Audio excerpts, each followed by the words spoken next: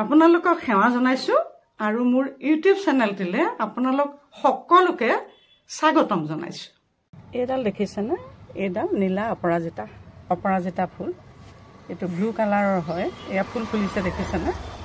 এয়া ফুল ফুলিছে। এতিয়া মই ইয়াৰে এয়া ফুল কেইপাহমান মই ছিঙি নিম আৰু ইয়াৰে মই অপৰাজিতাৰ ফুলেৰে মই চাহ বনাম। এয়া চাওক, এতিয়া মই এই ফুলকেইটা এয়া দেখিছেনে? এই ফুলকেইটা মই লাহে লাহে এয়া চাওক ছিঙি ল'ম ঘৰৰে। এয়া চাওক, দুপা ইয়াতে অলপমান পানী দিম, দাঁতিটোতে অলপ পানী দিম, দি এই ফুলকেইটা মই ইয়াতে সুন্দৰকৈ ধুই ল'ম। ইতিমধ্যে ফুলকেইপা সেয়া ধোৱা হৈছে। এতিয়া এই চচপেন এটাত মই পানী দিলোঁ, ইয়াতে মই এয়া ফুলকেইপাহ দি দিলোঁ। গেছটো জ্বলালোঁ আৰু ইয়াতে চচটো পাতি দিলোঁ, ফুলসহ চচটো ইয়াতে পাতি দিলোঁ।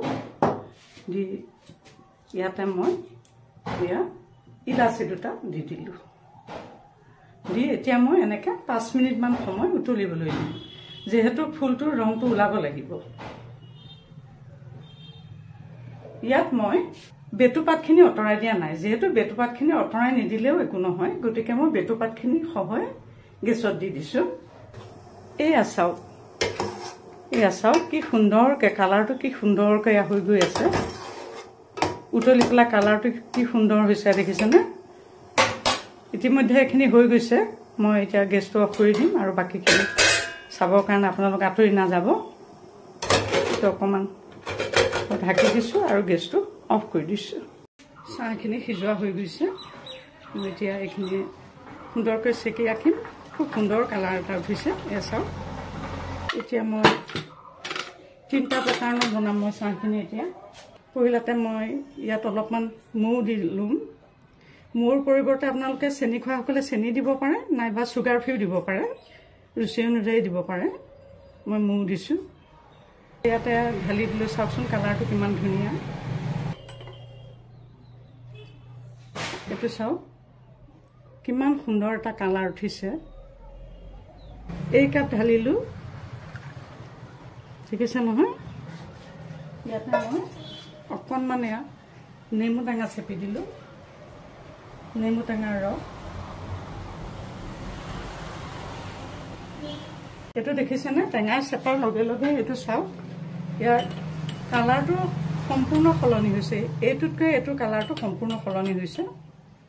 সেইকাৰণে ইয়াক মেজিক ট্ৰী বুলিও কয়। এইটোত মই এয়া আইচ দি দিলোঁ আৰু চাহটো মই ঠাণ্ডা কৰি ৰাখিছিলোঁ, গতিকে ইয়াতে মই এইটো ঢালি দিম। চাওক কি সুন্দৰ সুন্দৰ কালাৰ হৈ গৈছে। এয়া চাওক ইতিমধ্যে কি সুন্দৰকৈ এয়া 3 প্ৰকাৰৰ অপৰাজিতাৰ চাহ প্ৰস্তুত হৈ গৈছে। এয়া চাহ শৰীৰৰ কাৰণে অতি উপযোগী। এই কাহ কফৰ কাৰণে অতি ভাল। আৰু যিসকলৰ বিষ কোপ আছে, সাধাৰণতে মানুহৰ বিষ থাকে, সেই বিষৰ কাৰণে এয়া চাহ বহুত উপকাৰী। ৰাতিপুৱা সুদা পেটত যদি আপুনি ৰেগুলাৰ কেইদিনমান খায়, কিমান উপকৃত হ'ব জানিব পাৰিব। গতিকে এই এটা সুন্দৰ ৰেচিপি আপোনালোকলৈ আগবঢ়ালোঁ আৰু এটা নতুন ৰেচিপি লৈ আপোনালোকৰ মাজলৈ আহি আছোঁ। আজিলৈ ধন্যবাদ জনালোঁ।